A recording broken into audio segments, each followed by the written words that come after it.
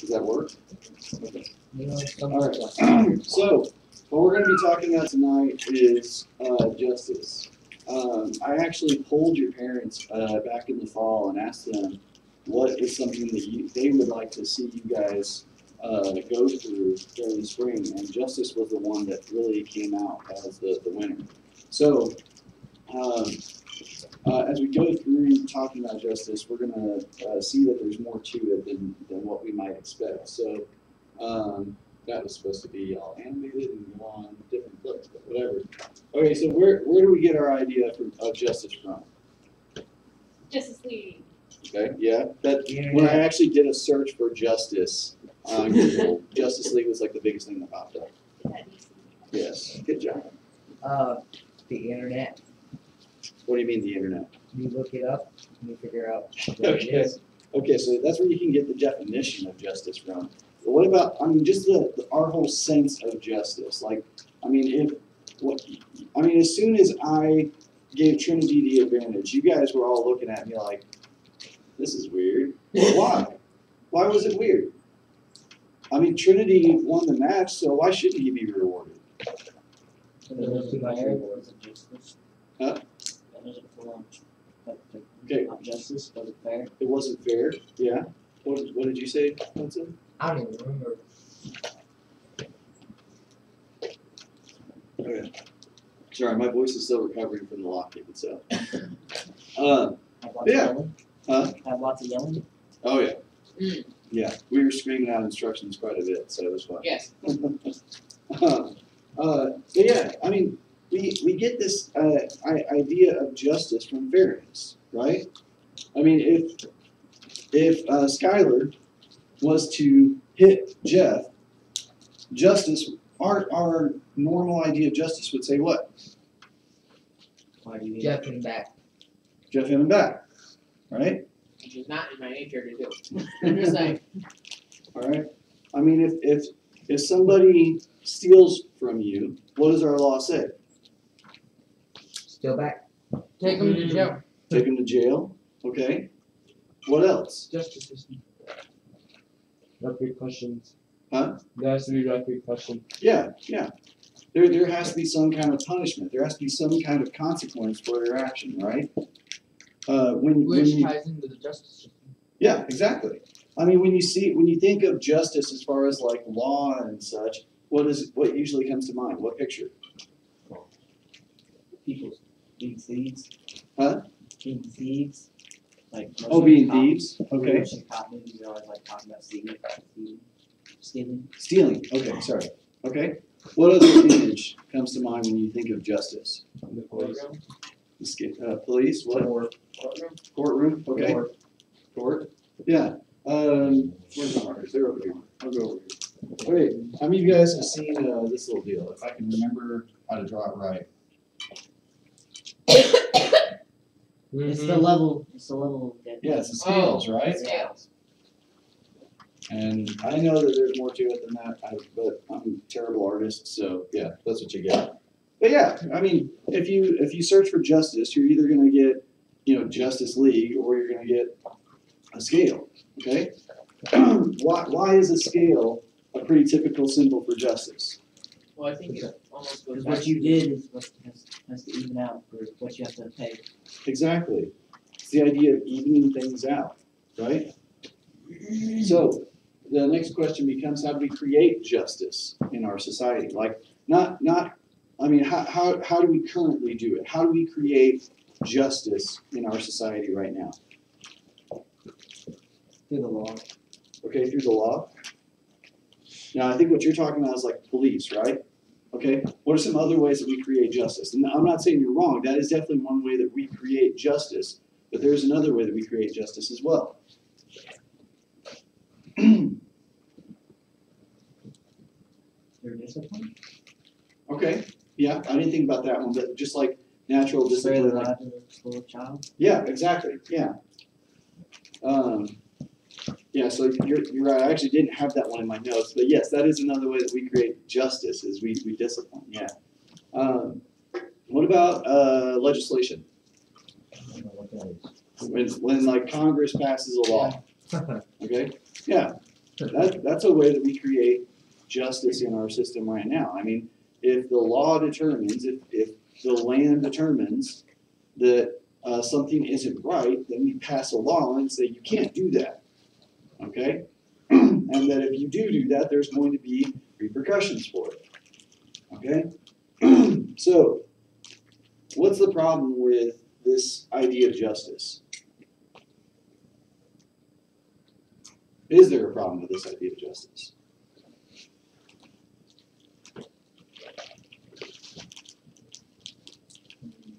I don't think so. Okay. Who sets what's just and what's not just? Okay. Yeah. Ultimately, it's God, but the law. What were you gonna say? I was about to say, it depends on the way you're asking it. Are you talking about up there or down here? Well, I'm Because all above it's gonna be God no matter what. Right. He's gonna be the one to rule everything. mhm. But if you're talking about in different standards, then law Yeah. Well, you just and the said government. the land, The land. Yeah. the people. Yes. Yeah. The land, the people. Right. And so the land, the people, the courtrooms, and all this. How do people determine what's just and what's not just? For voting, Through voting. I mean, what everybody agrees on. Yeah. Does that stay the same over time? No. I mean, we've watched so much change within the last 50 to 100 years alone. I mean, for crying out loud, 100 years ago, a black man couldn't vote. Right? Was that 100 years ago? No. 100 years ago, Maybe. a woman can vote. A woman can vote. Yeah. I think it is. Is that when black men were able to vote? Might have been before that, but Well, It's regardless. discrimination about 100 years ago. Yeah. I mean, let's look it up. there you go. Yeah. While Abby looks that up, we'll keep going. But I mean, the idea of justice has changed over time, right? Our idea of justice here on earth has changed over time because we allow it to change. Okay? Give you guys an example. So when I was in college and I was studying ancient civilizations, the way that, how do you guys think that they've determined whether or not an ancient culture was civilized or not? 1870. Okay, so what do you guys think determined whether or not historians would say, yes, this group of people is now a civilized culture? Because they had a certain form of government. Okay? Should have been that, but it wasn't. Okay. That would have been a better example of a civilized life, but that's not what they used to determine it. What do you guys think it I'm was? guessing the way the bodies were, if you're doing bodies, most of your bodies would have certain diseases if they were. Yeah, no, that's a good idea too. That's not how they did it. And I'm not trying to put you guys down. Those are actually really great ideas on how you should have measured civilization, but it's not what they chose. Anybody else want to take another stab at No, you can tell us. it? Leisure time. How much time they had to relax. And that's how they determined. I relax all day. How did they figure that out? How did they figure that out? By how much they were working. Like Oh, stress in by their their bones, records. right? Stress, bone stress, how much they were actually working the farms and everything else. That's how they would determine how advanced a culture was and if they were legitimately able to be called a civilization. Well, I mean, that's a good way to find out, I guess. Could be. I actually like your guys' ideas better. That makes way more sense to me than measuring leisure time. I mean, it does allow you to sit there and say, yeah, okay, they've been able to progress with their tools enough that they don't have to work so hard. But what's the problem with that idea? Well, with the Egyptian culture, there were different forms of work. I mean, there's a society there. There was, in the Egyptian culture, there was two different, like you said, two different types of work. Either you were working the slaves or you were sitting there with a shovel or building pyramids. I mean, Right. Yeah, and I think that's a really good point because, I mean, obviously the Egyptian people that weren't slaves didn't have to worry too much about work because they had the No, slaves to that do it for them. I mean, Does that sound like a very civilized culture by our standards? no. No. Okay. Nowadays, people, no, that would not have applied. Okay. So, how many days a week are we supposed to work? What's a typical work week? 7, 5 basically, but mostly 5. Yeah. So for most people, typical work week is 5 days a week. Okay, Monday through Friday. Now, some of you guys work out on the farm, and so it's you know. It's a And my- 6 day thing. Yeah, it's probably more like Monday through Saturday for you guys that work on farms or with animals or whatever else. But if we just said that the measure of a civilization was by how much time they had to relax, what does that make us if we're working 5 to 6 days? Not a civilization. Not very civilized. And So- then you work 1 day, Yeah, go to school 1 day. yeah. According to those rules, then yes, as you should be progressing to only working 1 day or less a week to be the most advanced civilization possible. But guess what? They changed the rules. They changed the rules specifically so that they could say, well, no, we're okay. But those people, they had to, work to be civilized. Right? You could say the same for the right to vote for minorities, Yeah, you could. because if they were elected for themselves after, the 15th Amendment, which gave them the right to vote, the right to vote, but then they come up with all these clauses where you have to pass a test. Yeah. And And that is exactly what this whole thing is about. Because the whole problem with injustice is the idea that you are taking power over somebody else and you just keep pushing them down. Okay? Just like what we did in our ping pong game. Trinity started off, he just had, that luck of getting the first round. And then the deck kept getting stacked in his favor.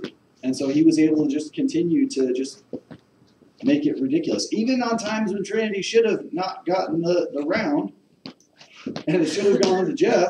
I'm still wondering, I was like, Yeah, exactly. And it didn't make sense because it wasn't just. Okay? And this is one of the first things that I want us to get into. Somebody go ahead and open up to Romans 1:20. You got that one? Somebody else open up to Romans 2:14 through 15.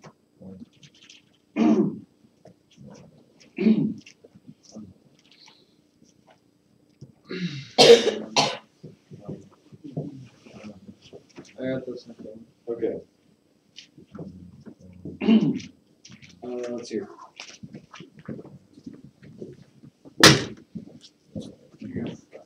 Trinity, do you have the Bible on your phone or do you need one? No, I deleted it off the phone. Okay. I didn't have the storage. Okay. Thank you. All right.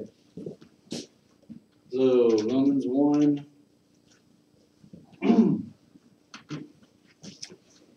All right. Romans 1:20. And he's got that one, and then Aiden's got 2:14 through 15. We've So got Nehemiah. I can take it, okay. anybody can take it. All right. So Hudson, why don't you go ahead? And, Got any more? no, those are the only 3 for tonight. So, but we could probably all read through Nehemiah 5:1 through 11. I mean, that's 11 verses. So, Hudson, why don't you go ahead and start us off? For since the creation of the world, God's indivisible qualities, His eternal power and divine nature have been clearly seen, being understood from what has been made, so that people are without excuse. Okay. Why are we without excuse? That's how Paul ends that statement, is that we're without excuse for knowing the difference between good and evil. Why? His eternal power and divine nature Yeah, and is what? have been clearly seen, being understood from what has been made. Yeah. So what's Paul saying there? His divine nature has been clearly seen from what has been made. So what does that mean? There's the justice isn't right. Hmm? The justice isn't right. Like it's not the way it's supposed to be. Okay.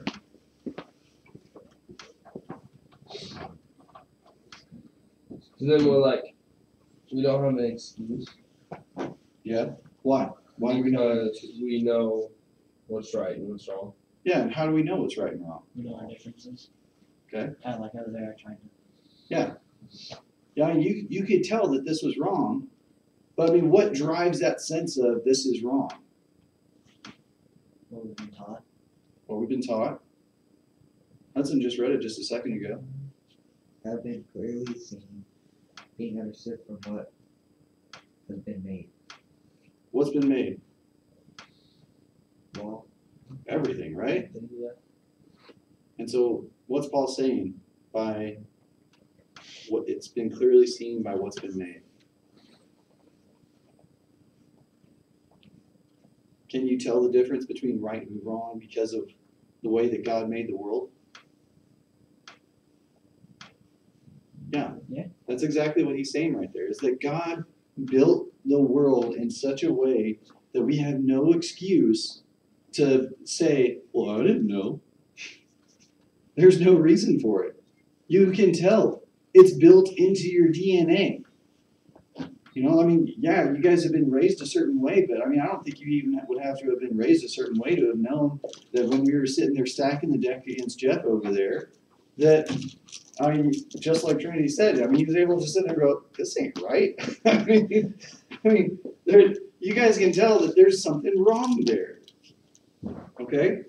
Did Jeff do anything for me to deserve to pick on him like that? No. No. No, there was nothing he did. It's just Trinity got the first round. All right? Aiden, why don't you go ahead and read chapter 2, verses 14 through 15. Indeed, when Gentiles who do not have the law do by nature things required by the law, they are a law for themselves, even though they do not have the law. Wait, hold on, let me read it back. Yep. Indeed, when Gentiles who do not have the law do by nature things required by the law, they are a law for themselves, even though they do not have the law. They show that the requirements of the law are written on their hearts, their consciences also bearing witness, and their thoughts sometimes accusing them, and at other times even defending them. Okay. So one thing you guys can know about Paul is, especially in Romans, he likes to repeat his words. It's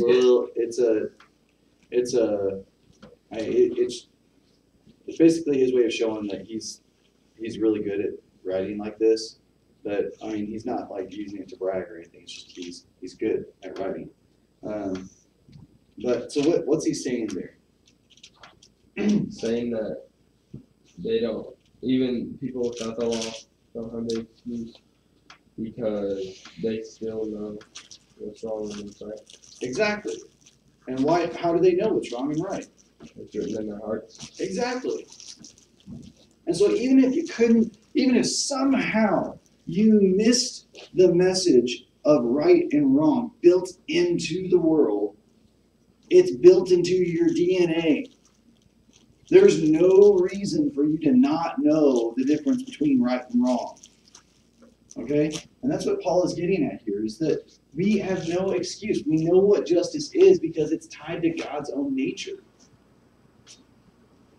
And because it's tied to his own nature, he wove it into all of creation when he made it. And so we have no reason to sit there and say, well, I didn't know. It's in us because God's breath gave us life. So there's no reason that we shouldn't know the difference between right and wrong. And we talked earlier about how do we define what is just and what's not. And like Skylar pointed out, you could sit there and say, well, there's, if you're a follower of Christ, then you're going to sit there and say, naturally, well, God is over all, and God decides what's just and what's not. But if you're in the world and you don't believe in Christ, you don't have anything really to base that off of. Jeff, go ahead and come up here real quick. Okay. So, you're going to stand right there. Okay. Now, if Jeff is the example of God, okay, And then that's just scary. then and I'm going to base justice on him, Jeff is going to be stationary. And it doesn't matter where I move, justice, because it's rooted in God, stays exactly the same. Because it's rooted in God who does not move. Now, if justice is just based on human stuff, well now, Jeff, you can move around. You can go over there and say, okay, now justice is over here. Or Jeff can move over here, and I mean, it's this moving target. You don't know where justice is going to begin or end, because it could be anywhere you want it to be as a human if there's no basis. But God has decided, you can sit down, thank you. But God has decided what's just and what's not just, because it's rooted in His very nature from the beginning of creation. Let's go ahead and read through Nehemiah chapter 5. 11 verses, let's hear it. 8, yeah. Let's do 1 through 4, 5 through 8. Yep, 5 through 8. And Skylar, if you want to get 9 through 11 of Nehemiah 5. Oh, 5? Nothing. Yeah, Nehemiah 5. Just tell me when you're ready. Go ahead. Now there arose a great outcry of the people and of their wives against their Jewish brothers, for there were those who said, with our sons and our daughters we are many, so let us get grain that we may eat and keep alive.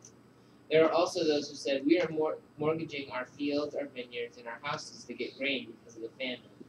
And there were those who said, we have borrowed money for the king's tax on our fields and our vineyards. So 1 through 4, right? Yep.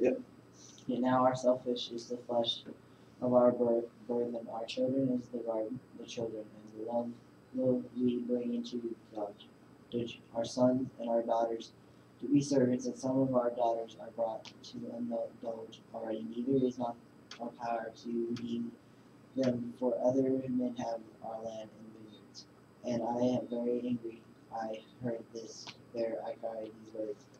Then I consulted with myself. I rebuked the nobles and the rulers and said unto them, you will accept your slave, every one of his brothers, and I set a great assembly against them. And I said unto them, after our ability to redeem our burdens and dues between the soul of the sell your burden, or shall they sold upon us? They held their peace and found nothing in it. So Skylar, go ahead and do 9 through 11. So I continue. What you are doing is not right. Shouldn't you walk in the fear of our God? To above the Avoid reproach.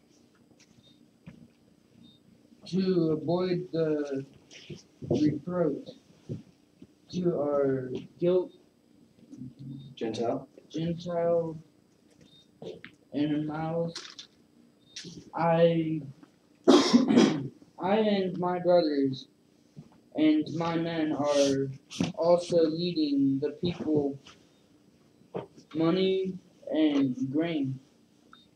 But let the exiting wait,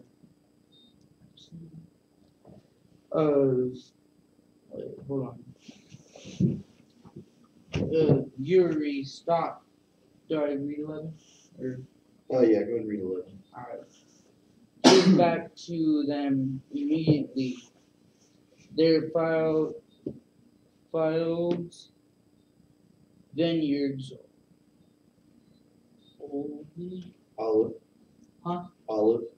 olive groves, and houses, and also the usury. Mm-hmm. You are changing them. The 100th part of the money grain, new wine, and oil. Okay. Who's got 12? No, we're gonna stop there. Okay, so what's going on in Nehemiah's time? They're not having enough money for grain, they have to sell everything, Yeah, the mortgage, everything. yeah, and so either they they're talking about how there's a famine, they need food, and And as, they're doing it wrong. yeah, basically. yeah, and as Trinity pointed out, they don't have the money for it. I mean, they're already poor and destitute. I mean, Jerusalem's been ransacked, it's been left in shambles for decades now. Nehemiah finally shows up on the scene to restore Jerusalem to where it should be. And the nobles and the leaders of the people are sitting there just continuously abusing the people. As Hebrews, are they supposed to have to sell their kids into slavery? Yeah, no. No. He's like, Yeah, I mean, granted, if you go into Exodus, there is a part there about Hebrew slaves and how you're supposed to treat slaves and such. But that was never there supposed shouldn't to. be slaves. Yeah, exactly. Yeah, there shouldn't be slaves in the first place. If your brother or sister in the Israelite community needed something, what are you supposed to do? Help them out. Just give it to them. And not only are they, hurting them like this, but what else are they doing? Charging them interest. Exactly. They're charging And interest. And people that are that selfish, it always comes back to bite them. Yeah, it does. It And really then does. whenever those people that were below them, and then they go to ask them for help, they're gonna be like, no. And this is exactly one thing that is the whole reason that Jerusalem gets sacked in the first place is because they weren't taking care of the helpless. They weren't being just. And so God destroyed them, and this is why Nehemiah is getting really fired up. Because he sat here and watched his city, his hometown, the capital of the once great nation of Israel destroyed. He finally has a chance to put things right, to build them back up. They're going back to doing the same stupid stuff that they were doing before. I mean, Nehemiah has taken all this time to build a wall, to give safety back to the city and everything else.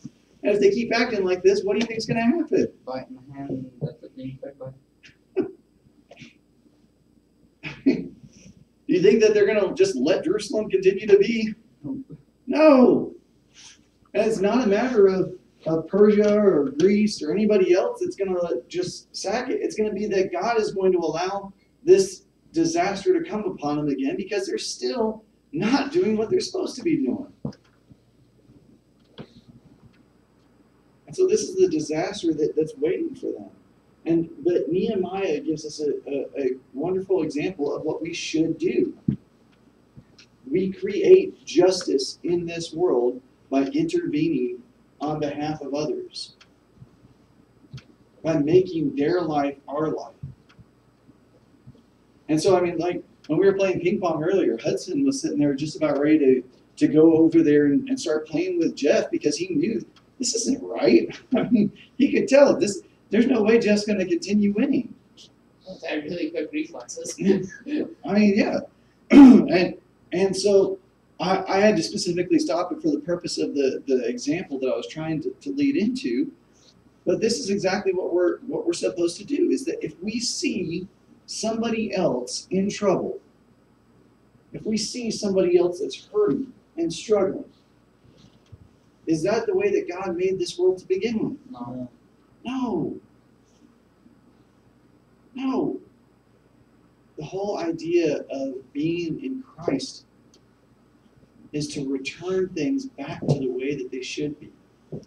To return things back to the way that they were in the garden before Adam and Eve took that bite. They hadn't took that bite though, it would It was just fine.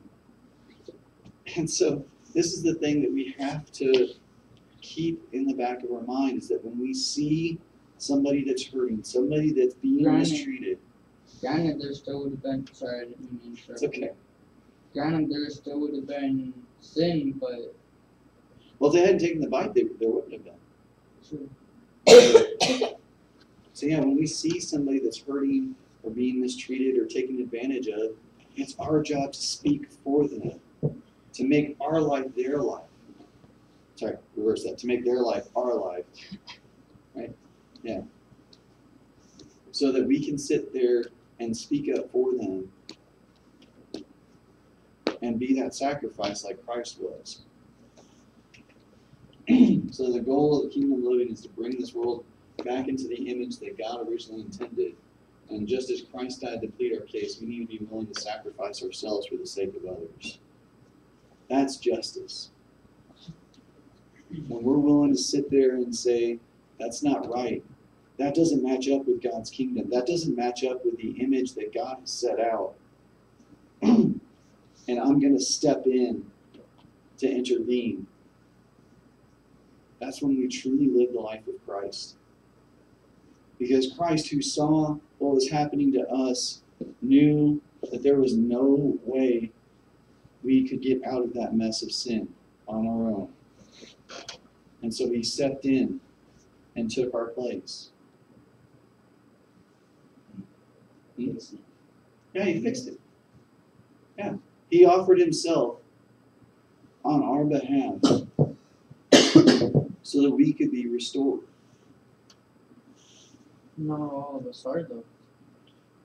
I mean, yeah, that's kind of the trick with the contract and such, is that if you don't believe, then yeah, You won't be saved. You won't.